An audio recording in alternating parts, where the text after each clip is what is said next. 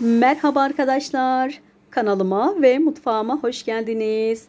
Bugün sizlere bu güzelim kıpkırmızı erikleri bir yıl boyunca nasıl saklarız onu göstereceğim. Hemen yapım aşamasına geçelim. Öncelikle eriklerimizi yıkayarak işleme başlayalım. Bol su ile birkaç defa yıkayacağım.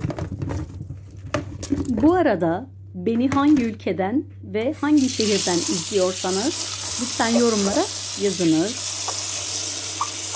Ve kanalıma abone değilseniz abone olursanız çok mutlu olurum.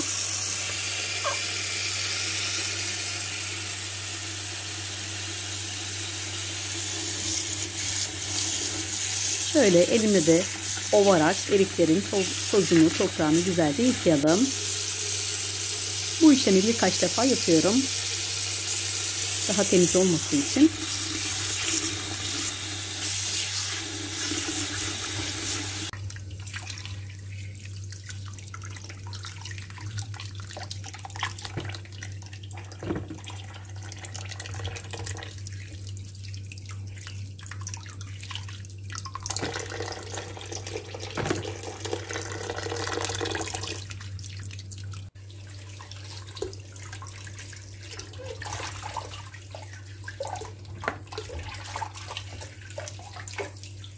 Gördüğünüz gibi eriklerimi tertemiz yıkadım.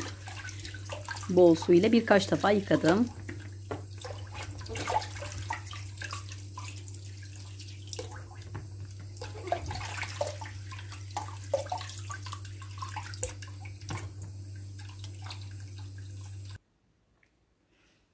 Şimdi hemen eriklerimizi şöyle temiz, steril kavanozlarımın içerisine dolduruyorum. Ben 1 litrelik kavanoz kullandım. Yarım litrelik de bir tane, 3 tane de 1 litrelik kavanoz kullanıyorum. Eriklerimi tartmadım arkadaşlar. Sizde evde ne kadar varsa o kadar hazırlayabilirsiniz. Belli bir ölçüsü yok. Bütün kavanozlarımı erikleriyle dolduruyorum. Bu tarifim çok kolay ve çok basit. 10 dakikada hazırlayabiliyorsun ve bir yıl sonra da bunu tüketebiliyorsun. O yüzden sizlerin de mutlaka yapmasını tavsiye ederim.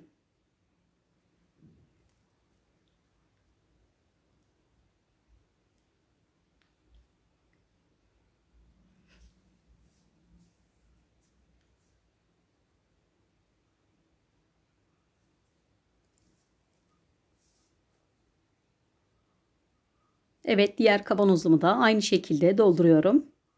Erik mevsimi geçmeden sizler de mutlaka bu şekilde kırmızı erikleriniz varsa kesinlikle yapınız. Bir taraftan kettle'ımda suyum kaynıyor arkadaşlar. Çünkü üzerine sıcak su ilave edeceğim. Şimdi her kavanoz için 1 yemek kaşığı toz şekerimi ilave ediyorum. Yarım litrelik kavanozun içinde yarım yemek kaşığı.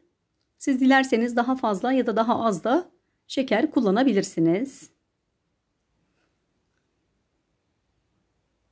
Ve üzerlerine şimdi kaynatmış olduğum sıcak suyumu ilave ediyorum. Şöyle dolduruyorum güzelce.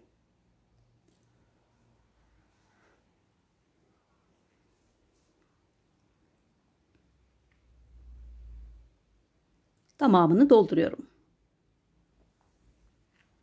Ve kapaklarında steril ve yeni, mutlaka sizler de yeni kapak kullanınız. Şöyle 2 geri 1 ileriye yaparak kapaklarımızı sıkıştıralım güzelce. Ve kavanozumuzu hemen ters kapatalım.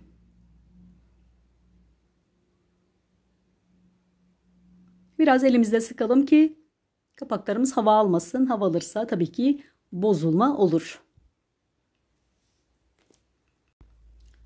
Diğer kavanozları da aynı şekilde kapaklarını sıkıca kapatalım.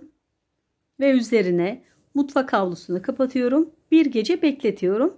Bu sıcaklığı ile kapaklarının tutması daha da kolay olacaktır. Gördüğünüz gibi bir gece beklettim. Rengi de çıkmış ve kapaklarını da kontrol edelim. Şöyle elimle bastırıyorum ve kapak çökük olduğunu zaten fark ediyorum. Bunu da sizler de mutlaka fark edersiniz. Bütün kapakları bu şekilde kontrol ediyorum. Eğer kapak biraz bombili duruyorsa bu demek ki kavanoz kapağımız tutmamış demektir ve eriklerimiz bozulabilir. Buna çok dikkat edelim. Gördüğünüz gibi gerçekten çok güzel oldular. Rengi de muhteşem bir şekilde çıktı. Bir yıl boyunca bunu kolaylıkla, rahatlıkla tüketebiliriz. İster kompost olarak tüketelim, isterseniz pastalarınızın üzerine erikleri süsle yapabilirsiniz. Bu tamamen size kalmış. Ama mevsimi geçmeden yapmasını tavsiye ederim sizlerin de. Şimdilik hoşça kalın arkadaşlar. Allah'a emanet olun. Kanalıma abone olmayı unutmayın. Hoşça kalın.